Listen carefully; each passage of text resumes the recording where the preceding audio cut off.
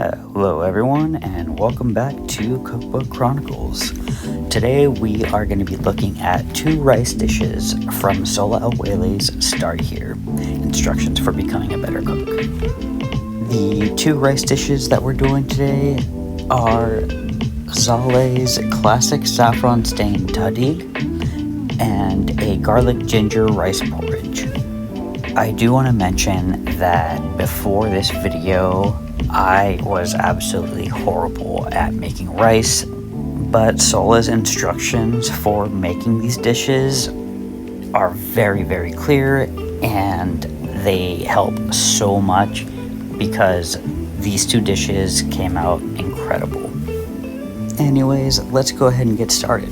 As you saw on the previous clip, what we'll need in order to execute this recipe is going to be some medium grain white rice such as a jasmine or Carolina Gold, some ghee, butter, or vegan butter.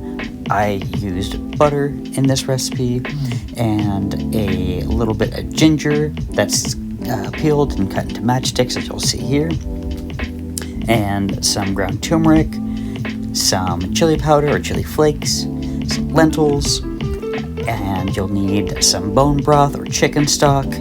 You could interchange vegetable stock if you want to keep it vegan, or you could use beef stock if you want beefy. The world is your oyster, just have fun with it. And then you'll also need some black pepper and a russet potato. So what I'm doing here is, after I have washed my rice about 2 to 3 times until the water is clear, is I use the pestle and I start cracking the rice. And what's going to happen with this is it's going to help with thickening the stock. The lentils and the rice kind of break down a little bit, and it just creates this very velvety, silken texture. You'll get some potato starch that's extruded through the potatoes, so that'll help with thickening as well. And it just becomes this magical bowl of comfort food. What you've seen here is me getting the sauteed spices, ginger, and butter in there, and adding the smashed cracked rice and the lentils to the mix.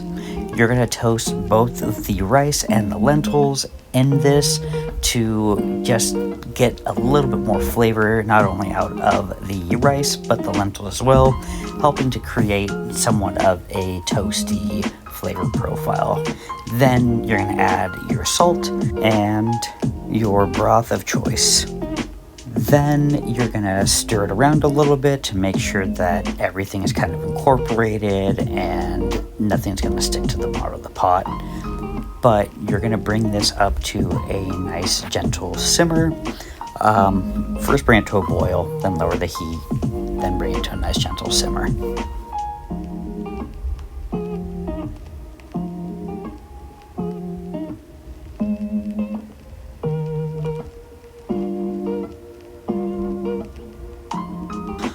Now, as it simmers, you're going to stir it every now and then to help release some of the starch from the potato, which I threw in off camera, but it's in there. It's going to release a little bit of the starch from the potatoes, starch from the rice, and the lentils. You're going to want to simmer the rice porridge for roughly 40-ish minutes, occasionally stirring from time to time. While it's doing this, it is a great opportunity for you to make your green herb chutney. And you could see how to make that green herb chutney in my previous video, which is right up here. Which, if you haven't seen it, you should go back into my channel and watch that video, because there are 4 amazing different sauces that I've made from Sohla's cookbook in that video. I'm going to take this opportunity to suggest that you give this video a like, subscribe, leave a comment. I'm almost at 500 subs. I would really, really appreciate the support on my venture to eventually get to 1,000 subs. But currently 500 is the goal, and I am so close. Next was the more intimidating classic saffron stained tahdig.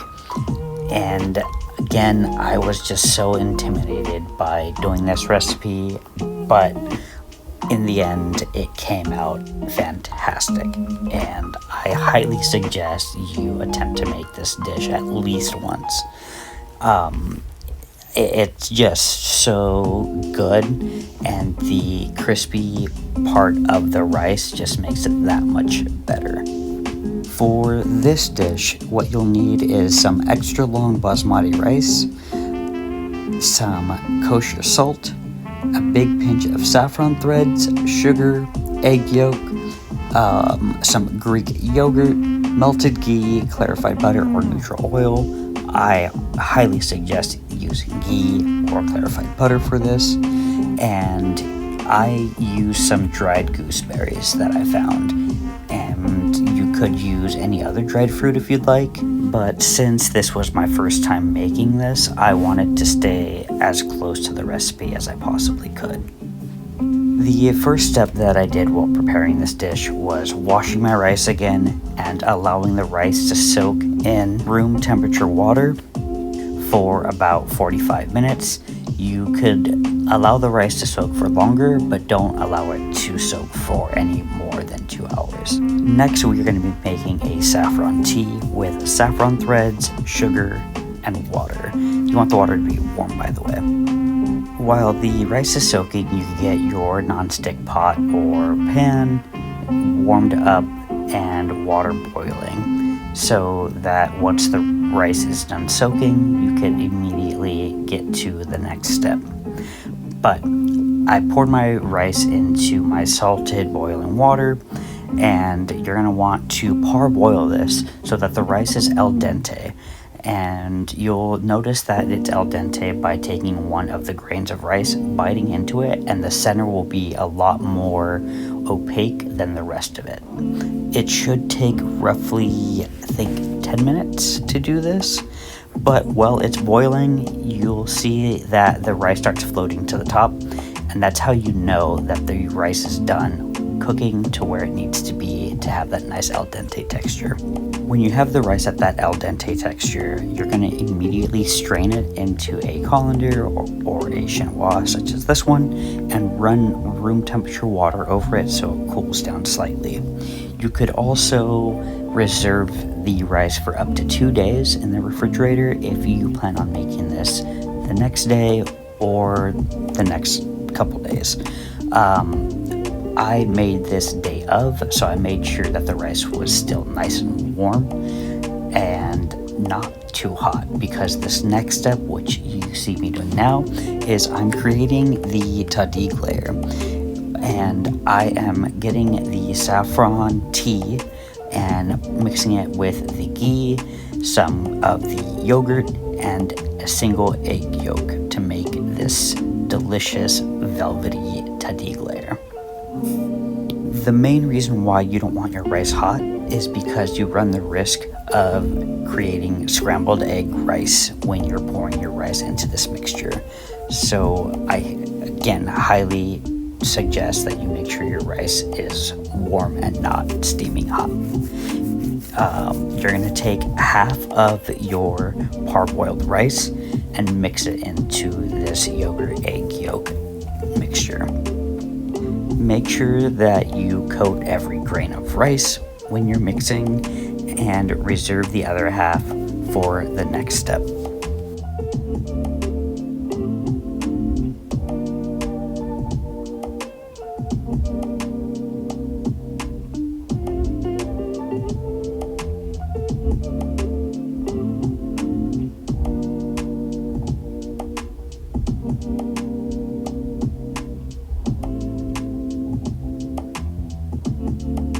Now that the tahdig layer is ready to go, you're going to get your gooseberries or other dried fruit that you decide to use and mix it with your white basmati pre-cooked rice.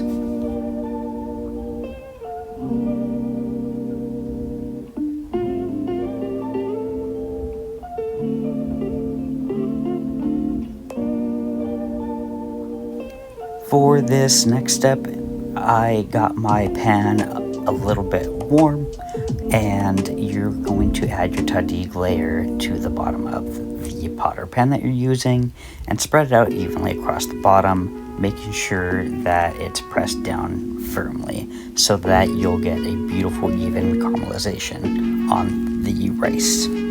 Then you're going to get your white rice with the gooseberries, and you're going to place it in the center of your tahdig layer, trying to make sure you don't get any rice on the outer edges of your tahdig.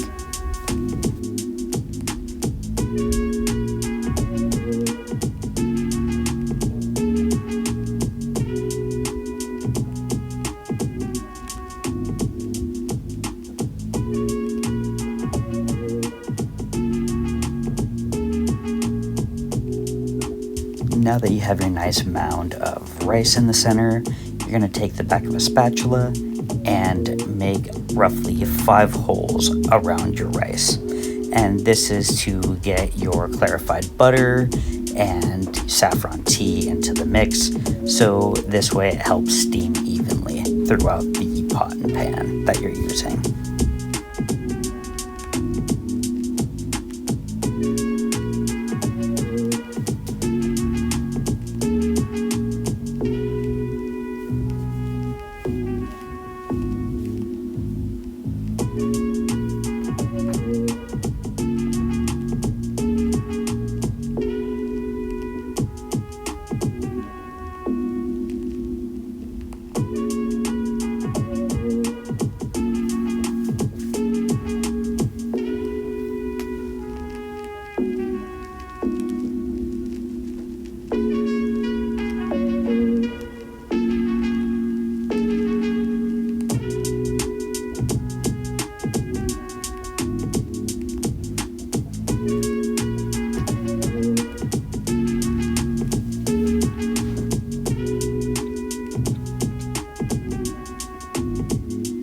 So I didn't have a proper linen that would fit over my lid properly. So what I did was I got a paper towel and some cheesecloth and made my own tight-fitting lid, and it worked gloriously.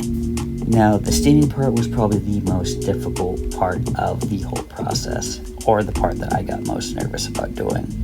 You're going to have your pot over medium-high heat, and you do not want to open the lid at any point. You're going to need to rely on your sound, smell, and time cues at this point forward. So you're going to cook until the sides of the pot are very hot to the touch, and you can hear shimmering or simmering inside the pot.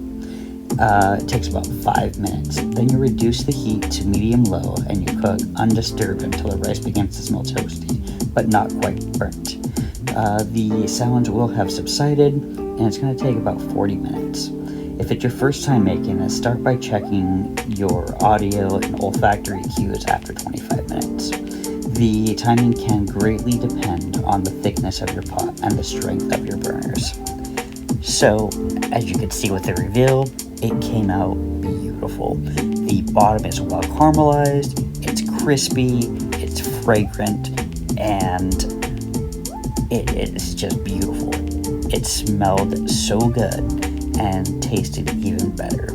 I decided to serve this rice with a piece of roasted chicken thigh and a little bit more of that herb chutney that I had left over from the previous recipe.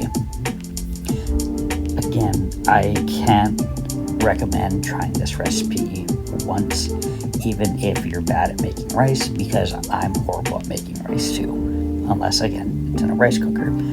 But just look how fluffy it came out. I couldn't have made this any better. So I really hope you take the time and try to make this at least once, because it's so worth it. And again, if at first you don't succeed, try again, because I believe that you could do it if I can. I hope you've enjoyed this video. Again, like, subscribe. Thank you for watching, and I hope you come back to watch the next 2 videos I do from Sohla's Cookbook.